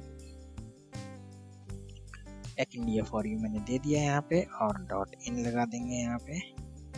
नेक्स्ट आप यहाँ पे कोई भी नेम दे सकते हैं, local.abc.xyz कुछ भी दे सकते हैं। और ये करने के बाद नेक्स्ट पे क्लिक करेंगे हम, तो इस स्क्रीन पे आ जाएंगे। तो यहाँ पे देखिए आपसे पूछ रहा है select functional level of new forest and root domain. Forest functional level क्या होता है, डोमेन फंक्शनल लेवल क्या होता है? तो ये फंक्शनैलिटी होती है कि हमारे नेटवर्क में या इंफ्रास्ट्रक्चर में हमारा फॉरेस्ट लेवल क्या है, डोमेन लेवल की फंक्शनल लेवल क्या है। तो फॉरेस्ट लेवल से आप समझ सकते हैं, जैसे कि नाम से पता चल रहा है, फॉरेस्ट का मतलब है हमारा जो एनवायरनमेंट है, पूरा सेटअप है जो कंपनी का, उसमें सिंगल फॉरेस्ट लेवल पे हम काम कर रहे हैं या मल्टीपल फंक्शनल फॉरेस्ट पे काम कर रहे हैं। तो हमारा सिंगल फॉरेस्ट हमने क्रिएट करा है, तो उस फॉरेस्ट की बात हो रही है। तो जैसे कि आप सिनेरियो अगर दिमाग में रख सकते हैं कि सपोज कीजिए मैं यहाँ पे तीसरा या चौथा, या हमारा पहले से एनवायरनमेंट बिल्ट है और उसमें कई सर्वर रनिंग में है, हम एक ये नया सर्वर लगा रहे हैं, तो वहाँ पे पिछले सर्वर्स पे कोई और ऑपरेटिंग सिस्टम भी हो सकते हैं हमारे फॉरेस्ट के अंदर या डोमेन के अंदर। तो उसी से रिलेटेड ये ऑप्शंस हैं जो कि हमको फ्लेक्सिबिलिटी प्रोवाइड करते हैं कि अगर हमारे नेटवर्क में पुराने operating system based server available हैं हमारे फॉरेस्ट में या डोमेन के अंदर या मल्टीपल डोमेन्स में, तो हम वो फॉरेस्ट फंक्शनल लेवल और डोमेन फंक्शनल लेवल यहाँ से ऑपरेटिंग सिस्टम चूज कर सकते हैं। सपोज कीजिए अगर हमारे पिछले सर्वर्स कुछ हैं हमारे इस फॉरेस्ट में जो कि 2008 सर्वर पे हैं, तो हम 2008 सर्वर यहाँ चुन सकते हैं। 16 है तो 16 चुन सकते हैं, 2012 है तो 2012 चुन सकते हैं, R2 है तो R2 वाले वर्जन चुन सकते हैं, अगर ऐसा एग्जिस्टिंग है हमारे नेटवर्क में तब, यानी इस फॉरेस्ट के अंदर। और यहाँ पे आप देख सकते हैं 2008 आ रहा है, 2008 R2 आ रहा है, 2012 आ रहा है, 2012 R2 आ रहा है और सर्वर 2016 आ रहा है। 2022 नहीं आ रहा है क्योंकि 22 पे ऑलरेडी हम ये काम कर रहे हैं। ये सर्वर जिस पे हम सर्वर पे हैं वो खुद 2022 सर्वर है, तो वो पूछने की जरूरत ही नहीं है इसे। बाकी के ओल्ड सर्वर्स के वर्जन यहाँ पे फंक्शनैलिटी के लिए या फ्लेक्सिबिलिटी के लिए हमें दे रहा है, पूछ रहा है कि ऐसा कोई पिछले सर्वर के लिए कंपैटिबिलिटी एनवायरनमेंट तो क्रिएट नहीं करना आपको, यानी ये सर्वर जो डोमेन कंट्रोलर बनेगा ये कंपैटिबल रहे या कम्युनिकेशन उन पिछले सर्वर्स के साथ इजीली कर पाए उसी कंपैटिबिलिटी एनवायरनमेंट में। तो ये फंक्शनल लेवल हमसे पूछ रहा है। अगर ऐसा आपके नेटवर्क में होगा रियल सिनेरियो में कभी भी, या ये प्रैक्टिकल क्वेश्चंस भी है, तो आप ये एक्सप्लेन कर सकते हैं। तो ये तो हो गया फंक्शनल फॉरेस्ट के बारे में। डोमेन फंक्शनल फॉरेस्ट के बारे में भी आपको इसी तरीके से ये चूज करना है, जो आपके एनवायरनमेंट में बेस्ट रहेगा कंपैटिबिलिटी के अकॉर्डिंग, वो आपको यहाँ से चुनना है। तो जैसे सपोज कीजिए मैं यहाँ पे 2012 चुन लेता हूँ। सपोज कीजिए 2012 R2 मैंने चुन लिया। अब यहाँ पे देखिए जैसे ही मैंने चुना तो आपको देखिए 2012 आने लगा। अगर मैं इसको डिफॉल्ट रखता हूँ जो कि मैक्सिमम है 2016, तो यहाँ पे दूसरा ऑप्शन खत्म हो गया, यानी फॉरेस्ट में जो हम चुनेंगे उसी के बेस पे डोमेन फंक्शनल लेवल भी आ जाएगा। मैं अगर यहाँ पे लोअर वर्जन चुनता हूँ, सपोज कीजिए 2008 चुन लेता हूँ जो सबसे लोअर है लिस्ट में, तो यहाँ पे देखिए सारे लेवल्स यहाँ पे आ गया। मैं यहाँ से डोमेन फॉरेस्ट फंक्शनल लेवल के अकॉर्डिंग डोमेन फंक्शनल लेवल कोई भी चुन सकता हूँ, यानी मिनिमम जो हमने यहाँ चुना वो मिनिमम यहाँ भी आएगा, मैक्सिमम कुछ भी चुन सकते हैं। तो ये दोनों चीजें लेवल बेस्ड हैं, यानी फॉरेस्ट की बात हो रही है तो फॉरेस्ट को ध्यान में रख के हम चुनेंगे हमारे एग्जिस्टिंग फॉरेस्ट में क्या क्या है। डोमेन फंक्शनल लेवल के लिए अगर हमें कंपैटिबिलिटी चुननी है तो एग्जिस्टिंग डोमेन लेवल पे क्या क्या हम सर्वर एडिशंस यूज कर रहे हैं तो वो चुन सकते हैं यहाँ पे। ठीक है, तो हम मैक्सिमम चुनेंगे जो बाय डिफॉल्ट है, क्योंकि हमारा पहला सर्वर क्रिएट हो रहा है इस इंफ्रास्ट्रक्चर के अंदर। तो हम मैक्सिमम चुनेंगे 2016 और करंटली हम यूज कर रहे हैं 2022 सर्वर को, यानी सर्वर 2022। इसके बाद आपको नेक्स्ट ऑप्शन आ जाते हैं स्पेसिफाइड डोमेन कंट्रोलर कैपेबिलिटीज। तो ये बाय डिफॉल्ट आपके सेलेक्टेड रहेंगे DNS server, domain name system, साथ ही साथ ग्लोबल कैटलॉग जिसको जीसीबी बोलते हैं। लास्ट ऑप्शन है यहाँ पे रीड ओनली डोमेन कंट्रोलर आरओडीसी। ये एक दूसरे तरीके का डोमेन कंट्रोलर होता है जिसके बारे में हम आगे डेप्थ में पढ़ेंगे, डीप में जानेंगे। करंटली हमारा एजेंडा है एक्टिव डायरेक्टरी डोमेन कंट्रोलर को कॉन्फ़िगर करना, एक्टिव डायरेक्टरी डोमेन सर्विसेज को इंस्टॉल करना। तो ये ऑप्शन बाय डिफॉल्ट रहेंगे, यहाँ पे हम कुछ भी चेंज नहीं करेंगे, इसको ऐसे ही रहने देंगे। और आगे आने वाले हम टॉपिक्स में जानेंगे कि रीड ओनली डोमेन कंट्रोलर क्या होता है और उसके बारे में भी जानेंगे। तो यहाँ पे आपको कोई चेंजेस नहीं करने हैं, ऐसे के ऐसे ऑप्शंस सेलेक्टेड रहने देना है। आप पहला सर्वर क्रिएट करेंगे तो डोमेन फंक्शनल लेवल और फॉरेस्ट फंक्शनल लेवल, इन ऑप्शंस को आपको ध्यान में रखना है, जैसे कि मैंने भी आपको थोड़ी देर पहले बताया था कैसे ये फॉरेस्ट फंक्शनल लेवल और डोमेन फंक्शनल लेवल हम यहाँ से एडिशंस को, सर्वर एडिशंस को चुनेंगे। इसके बाद आपको type the directory service restore mode यानी DSRM पासवर्ड को सेट करना है। ये पासवर्ड आप सेम भी रख सकते हैं जो कि करंटली आपका एडमिनिस्ट्रेटर पासवर्ड है सर्वर का, या आप इसको डिफरेंट भी रख सकते हैं, ये मैटर नहीं करता है। लेकिन ये पासवर्ड आपको किसी सेफ जगह पे स्टोर करके रख लेना है और इसका यूज आपको तब पड़ता है जब कभी भी आपकी एक्टिव डायरेक्टरी करप्ट होती है, तो आपका वो डोमेन कंट्रोलर वर्क नहीं करता है, डाउन हो जाता है, तो उसको एक्टिव डायरेक्टरी सर्विसेज को रीस्टोर करने के लिए ये DSRM पासवर्ड यानी डायरेक्टरी सर्विसेज मोड का हम यूज करते हैं पासवर्ड को सेव करने के लिए, मतलब सॉरी, आपको एक्टिव डायरेक्टरी रीस्टोर करने के लिए जो कि आपकी करप्ट हो जाती है। यहाँ पे हम जल्दी से पासवर्ड दे देते हैं कोई भी स्ट्रॉन्ग सा।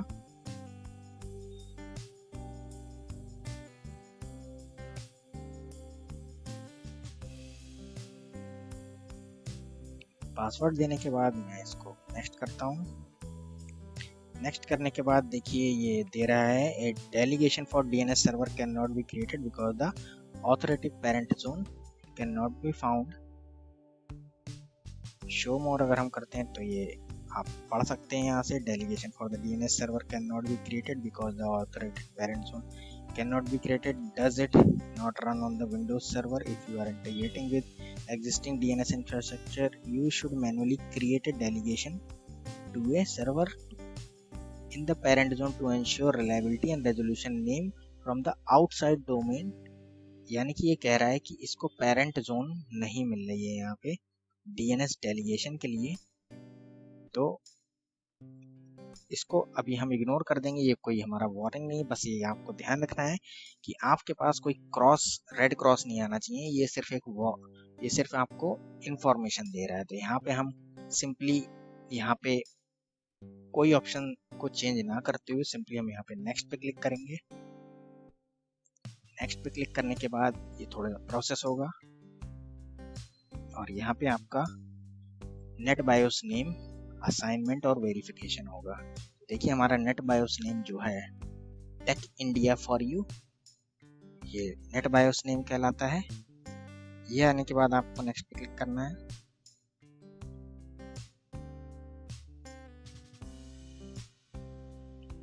और इसके बाद आपके ये पाथ शो कर रहा है जो कि एक प्रैक्टिकल क्वेश्चंस है, इंटरव्यू क्वेश्चन है। तो आप देख सकते हैं specify the location for ADDS database log files and sysvol. तो सिसवॉल क्या है ये हम जानेंगे डिटेल में। तो सिसवॉल फोल्डर, लॉग फाइल्स फोल्डर की और डेटाबेस फोल्डर की ये लोकेशन होती है, पाथ होती है। सी ड्राइव के अंदर, विंडोज डायरेक्टरी के अंदर या फोल्डर के अंदर NTDS नाम का फोल्डर बनता है, ये पाथ रहता है। और ये पाथ आपसे प्रैक्टिकली इंटरव्यू में पूछा जा सकता है। ये एक इंटरव्यू क्वेश्चंस है, आप इसको नोट कर सकते हैं, स्क्रीनशॉट ले सकते हैं इसका। और इसके अंदर जो फाइल सेव होती है NTDS नाम से और ये sysvol नाम से, ये लॉग फाइल्स जो क्रिएट होती हैं इनका आपके बार इनको आप देख सकते हैं। तो ये लॉग फोल्डर की ये database folder, log files folder, sysvol folder, इन लोकेशंस को आप नोट कर सकते हैं, स्क्रीनशॉट ले सकते हैं अपनी मेमोरी के लिए। नेक्स्ट पे क्लिक करते हैं और आपने जो भी कॉन्फ़िगरेशन अभी तक चुनी है अपने डोमेन कंट्रोलर के लिए, वो सभी कॉन्फ़िगरेशन यहाँ पे दी हुई है। इसको रिव्यू कर सकते हैं यहाँ से, आप देख सकते हैं। नेट बायोस नेम मेरा ये है, न्यू फॉरेस्ट क्रिएट हो रहा है एक्टिव डायरेक्टरी के अंदर। फंक्शनल फॉरेस्ट लेवल मैंने सर्वर 2016 चुना है, डोमेन फंक्शनल लेवल भी 2016 है, ग्लोबल कैटलॉग है, यस है, DNS सर्वर भी रोल इसमें इंस्टॉल है, DNS डेलीगेशन हमने नहीं किया है, नो है। बाकी database folder location, log file folder, sysvol folder location सब दिखा रहे हैं यहाँ पे। और this computer will be configured to use the DNS server as a preferred DNS server, यानी इसी सर्वर को हम preferred DNS की तरह भी यूज करेंगे अपने नेटवर्क में। The password of the new domain controller will be same as the password for the local administrator of this computer, meaning आपका जो ये यूजर अकाउंट है इस सर्वर पे, यानी लोकल एडमिनिस्ट्रेटर अकाउंट, वो पासवर्ड ही आपका सेम रहेगा डोमेन एडमिनिस्ट्रेटर अकाउंट के लिए। यानी अभी हमारा डोमेन कंट्रोलर बनना है, एक्टिव डायरेक्टरी रोल इंस्टॉल हो चुका है, ये सर्वर प्राइमरी डोमेन कंट्रोलर की तरह प्रमोट हो रहा है, तो आपका एक डोमेन यूजर अकाउंट क्रिएट हो जाएगा एडमिनिस्ट्रेटर नाम से, जो कि सेम पासवर्ड यूज करेगा जो कि लोकल एडमिनिस्ट्रेटर अकाउंट का पासवर्ड अभी करंटली है। और इस स्क्रिप्ट को आप यहाँ से व्यू कर सकते हैं, व्यू स्क्रिप्ट पे क्लिक करेंगे और इसको आप सेव भी कर सकते हैं। और इस स्क्रिप्ट के हेल्प से आप कभी भी कोई नया सर्वर क्रिएट करना चाहें सेम कॉन्फ़िगरेशन के लिए, तो आपको बस ये स्क्रिप्ट में चेंजेस करना अपने हिसाब से, या फिर सेम सर्वर बनाना है तो आप इस स्क्रिप्ट के थ्रू भी कमांड लाइन का यूज करके ये सारी इंस्टॉलेशन जो हमने ग्राफिकली करी है ये आप कर सकते हैं। तो इसको स्क्रिप्ट को सेव भी कर सकते हैं, ऑप्शनल है ये। मैं इसको चलिए यहाँ पे सेव कर लेता हूँ डेस्कटॉप पे बाय डिफॉल्ट नेम से, और ये स्क्रिप्ट मेरी सेव हो गई यहाँ पे। अभी हम इसको नेक्स्ट पे क्लिक करते हैं और प्री रिक्विजिट चेक करेगा, वैलिडेट करेगा एक्टिव डायरेक्टरी डोमेन सर्विसेज के लिए जो भी हमने इंस्टॉल करे हैं। और ये चेक करने के बाद देखिए ग्रीन टिक आ जाना चाहिए यहाँ पे, सारे प्री रिक्विजिट चेक हमारे पास हो गए सक्सेसफुली, ग्रीन टिक आ गया है। Click install to begin installation, आप इसको शो मोर कर सकते हैं, पढ़ सकते हैं इसके बारे में डिटेल में यहाँ से। और यहाँ से आप फिर से रीरन कर सकते हैं अगर आपकी कोई प्रॉब्लम यहाँ पे रेड क्रॉस आता है। अगर आपको ऐसी समस्या आती भी है तो रेड क्रॉस यहाँ पे नहीं आना चाहिए, आप यहाँ से रन कर सकते हैं शो मोर करके। आप स्क्रीनशॉट लेके मुझे शेयर कर सकते हैं अगर आपको कोई प्रॉब्लम आती है। और रिजल्ट्स में आप देख सकते हैं यहाँ पे ये मेरे येलो मार्क आ रहे हैं, ये सिर्फ इंफॉर्मेशन है, आप रीड कर सकते हैं। कोई एरर यहाँ पे नहीं आना चाहिए, एरर होगा तो रेड क्रॉस आएगा यहाँ पे। मेरा कोई एरर नहीं है, सभी प्रीरिक्विजिट पास हो चुके हैं सक्सेसफुली, ग्रीन टिक आ रहा है। यहाँ पे आप पढ़ भी सकते हैं प्रीरिक्विजिट चेक कंप्लीटेड। मैं यहाँ पे इंस्टॉल पे क्लिक करता हूँ और अब हमारी जो एक्टिव डायरेक्टरी डेटाबेस है ये यहाँ पे स्टोर हो रहा है, यानी एक्टिव डायरेक्टरी अब हमारी इंस्टॉल हो रही है, यानी हमारा डोमेन कंट्रोलर इंस्टॉलेशन चल रही है। ये थोड़ा सा टाइम लेगा अपनी इंस्टॉलेशन में। मैं यहाँ पे वीडियो को फास्ट रिकॉर्डिंग कर देता हूँ।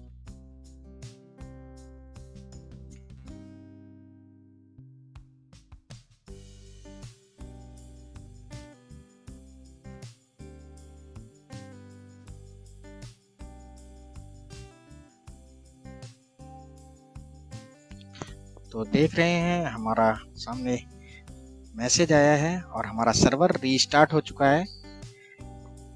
जैसे कि हमने ऑटोमेटिक ऑप्शन चुना था सर्वर रीस्टार्ट के लिए जब भी सर्वर को रिक्वायर्ड होगा वो फीचर बेस और रोल बेस इंस्टॉलेशन के बीच में रीस्टार्ट हो पाएगा। तो हमारे इंस्टॉलेशन के बीच में देखिए सर्वर रीस्टार्ट हुआ है हमारे VMware वर्कस्टेशन मशीन के अंदर।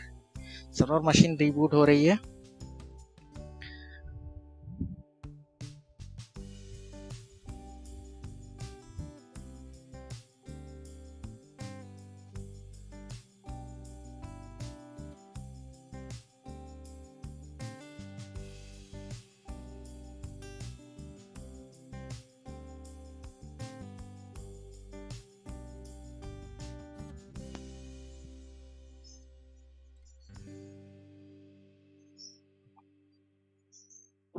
तो देख सकते हैं हमारा सर्वर रीस्टार्ट हो चुका है और अभी हमारा लॉगिन स्क्रीन पे आप देख सकते हैं कि एडमिनिस्ट्रेटर अकाउंट के साथ हमारा डोमेन नेम यहाँ पे आ रहा है। इसको हम अभी लॉगिन कर लेते हैं। तो इस तरीके से हमारा डोमेन नेम हमेशा आएगा जब भी हम डोमेन कंट्रोलर बना लेते हैं। इसको लॉगिन कर लेते हैं।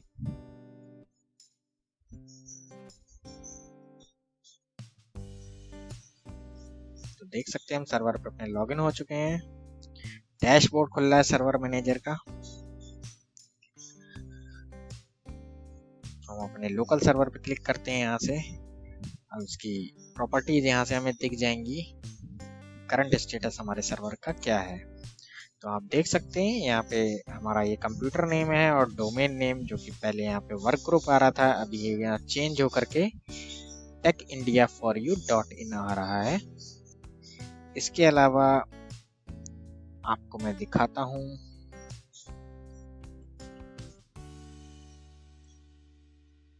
टूल्स में आएंगे, यहाँ पे आपको ऑप्शन मिलेगा active directory users and computers. इस पे क्लिक करेंगे और आपके सामने देखिए ये active directory users and computer option में हम आ चुके हैं। ये हमारा डोमेन दिख रहा है techindiaforyou। इसको एक्सपेंड करेंगे तो यहाँ पे हमारा एक्टिव डायरेक्टरी कंसोल है ये और यहीं से पूरी एक्टिव डायरेक्टरी हम मैनेज करेंगे। तो ये देखिए ये यूजर्स हैं बाय डिफॉल्ट जो एक फ्रेश डोमेन कंट्रोलर में आते हैं। ये जो आपको सिंगल ह्यूमन लोगो में दिख रहा है, सिंगल यूजर दिख रहा है, ये हमारा बिल्ट इन एडमिनिस्ट्रेटर अकाउंट है। और बाकी के जो आपको डबल यूजर जिसमें दिख रहे हैं लोगों में, ये सारे आपके ग्रुप्स हैं। ये सभी डोमेन्स ग्रुप हैं। इन ग्रुप्स का डिफरेंट यूज और प्रॉपर्टीज हैं इनकी। इसके बारे में हम आने वाले अपने फ्यूचर वीडियो में जानेंगे।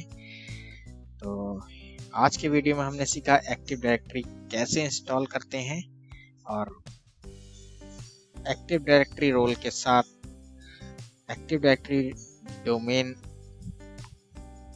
सर्विसेज को इंस्टॉल करने के साथ साथ हमने इंस्टॉल किया DNS रोल। तो आपको एक चीज मैं यहाँ पे दिखा देता हूँ। ये आपको जो दिख रहे हैं ये कंटेनर होते हैं और इनको हम OU भी बोलते हैं। तो जैसे कि हमें कोई यूजर यहाँ पे क्रिएट करना है तो हम यहाँ पे जाके राइट क्लिक करके न्यू में जाके यहाँ से कोई यूजर यहाँ से क्रिएट कर सकते हैं या ऑब्जेक्ट भी बोलते हैं या कोई ऑब्जेक्ट क्रिएट कर सकते हैं। मैं आपको कंप्यूटर्स में जाके यहाँ से दिखाता हूँ। तो अभी हमारा कोई कंप्यूटर यहाँ पे नहीं है। डोमेन कंट्रोलर अगर हम देखें, देखिए हमें डोमेन कंट्रोलर की इंफॉर्मेशन यहाँ पे दिख रही है जिसको कि आप देख सकते हैं DC टाइप है GC यानी ग्लोबल कैटलॉग। फर्स्ट साइट है हमारी ये डिफॉल्ट और डोमेन कंट्रोलर का नाम है TI यानी टेक इंडिया DC1 जो कि हमारा प्राइमरी डोमेन कंट्रोलर है। और ये सभी कंटेनर हैं बिल्ट इन। आप यहाँ पे आप इस तरीके से न्यू ऑब्जेक्ट भी क्रिएट कर सकते हैं। तो इस ऑप्शन से आप ऑर्गेनाइजेशनल यूनिट क्रिएट कर सकते हैं जिसको OUs भी बोलते हैं। और OUs का क्या यूज होता है ये आगे आने वाले हम अपने नेक्स्ट वीडियो में देखेंगे। तो मैं आपको एक चीज़ और बता देता हूँ कि एक्टिव डायरेक्टरी को एक्सेस करने के लिए हम सर्वर मैनेजर से एक्सेस कर सकते हैं। इसके अलावा कुछ और भी तरीके होते हैं जिनको मैं आपको बता देता हूँ। सर्वर मैनेजर से मैंने आपको खोलना बताया है टूल्स में जाकर के active directory users and computer के थ्रू, जो कि इस तरीके से खुल जाता है। मैं आपको और भी 2 तरीके बता देता हूँ। तो इसके लिए हमें स्टार्ट मेन्यू पे जाकर के विंडोज एडमिनिस्ट्रेटिव टूल्स के अंदर जाके active directory users and computer ये ऑप्शन यहाँ से मिल जाता है। इसका शॉर्टकट हम डेस्कटॉप पे भी बना सकते हैं, चाहे तो राइट क्लिक करके इसको पिन कर सकते हैं स्टार्ट मेन्यू में। जब भी ऑलरेडी है यहाँ से हम इसको टास्क बार पे भी पिन कर सकते हैं। तो यहाँ से आप खोल सकते हैं स्टार्ट मेन्यू में। इसके अलावा आप एक कमांड के थ्रू भी खोल सकते हैं अपना active directory user and computer console. तो विंडो प्लस आर की यहाँ प्रेस करेंगे, ये कमांड लिखेंगे यहाँ पे dsa.msc, ओके पे क्लिक करेंगे और active directory users and computer आपके सामने ओपन हो जाएगा। तो जैसा कि आपने वीडियो में सीखा कि एक्टिव डायरेक्टरी कैसे इंस्टॉल करते हैं और एक सर्वर को कैसे डोमेन कंट्रोलर में प्रमोट करते हैं, प्राइमरी डोमेन कंट्रोलर हमने बनाना सीखा। तो आने वाले अपने वीडियो सीरीज में हम और भी डोमेन कंट्रोलर बनाना सीखेंगे, जैसे कि एडिशनल डोमेन कंट्रोलर जिसको बैकअप डोमेन कंट्रोलर भी बोलते हैं, और इंफ्रास्ट्रक्चर में उसके बेनिफिट्स क्या हैं, उसको क्यों क्रिएट किया जाता है। तो इसका भी हम प्रैक्टिकल और थ्योरी के साथ आगे आने वाले वीडियो में देखेंगे। इसके अलावा और भी टाइप्स होते हैं डोमेन कंट्रोलर के, जैसे कि RODC, CDC, child domain controller, read only domain controller को हम आने वाले अपने नेक्स्ट वीडियोस में देखेंगे, जो कि ये प्लेलिस्ट हमारी कंटिन्यू रहेगी। तो आज का वीडियो आपको कैसा लगा, इंफॉर्मेशनल लगा हो, अच्छा लगा हो तो वीडियो को लाइक जरूर कीजिए, फ्रेंड्स कीजिए, चैनल को सब्सक्राइब करना ना भूलिए। और जो भी मेरे चैनल पे फर्स्ट टाइम व्यूअर्स आए हैं वो भी मेरे चैनल को सब्सक्राइब कर सकते हैं। अगर उनको इसी प्रकार का कंटेंट अच्छा लगता है तो सब्सक्राइब करने के साथ साथ बेल आइकन दबाना ना भूलिए, ताकि आपको इसी प्रकार के टेक्निकल वीडियोस की इंफॉर्मेशन सबसे पहले मिले जो भी मैं नया वीडियो अपलोड करता हूँ अपने चैनल पर। तो आज का वीडियो मैं यहीं पे समाप्त करता हूँ। नमस्कार, जय हिंद।